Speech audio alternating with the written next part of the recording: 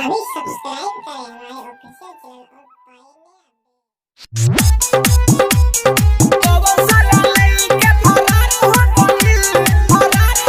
Music director DJ Nitish राज मंगरा नवादा। का बताई हो आजे के बतिया घूम गेल रहनी बनमन की हटिया घूम गेल रहनी बनमन की हटिया। का बताई हो आजे के बतिया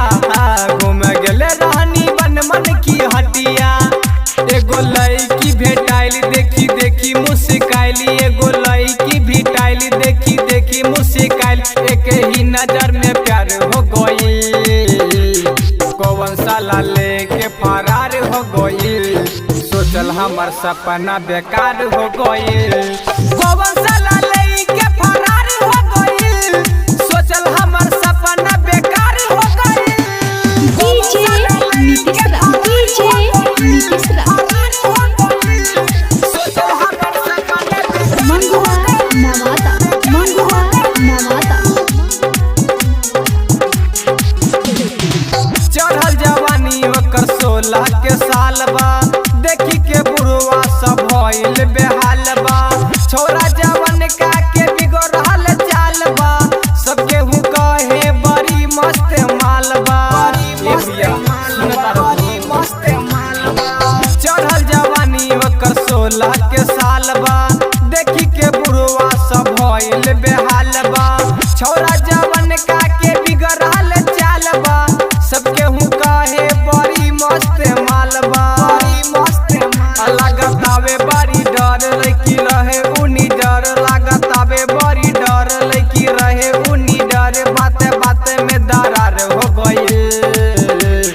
कौन साला लड़के फरार हो गई सोचल हमर सपना बेकार हो गई कौन साला लड़के फरार हो गई सोचल हमर सपना बेकार हो गई। डीजे नीतीश राज डीजे नीतीश राज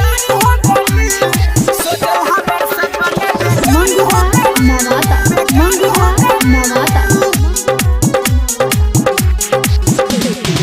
कैसे बताई सोनू संदीप बात हो गौतम के साथ ऊ कैले बारी घात हो मालिक के लेके ऊ भागल रात रात हो पता न चलल अभी खुलल बाटे बात हो ये भैया कैसे बताई हो कैसे बताई पप्पू भैया हम बात हो गौतम के साथ ऊ कैले बारी घात हो मालिक के लेके भागल रात रात हो पता न चलल अभी खुलल बाटे बात हो पूछे पप्पू लाल चन का भइल तोरा संग पूछे पप्पू लाल चन का भइल तोरा संग अब जियल मुश्किल हो गइल कौन साला लइके फरार हो गइल सोचल हमर सपना बेकार हो गइल।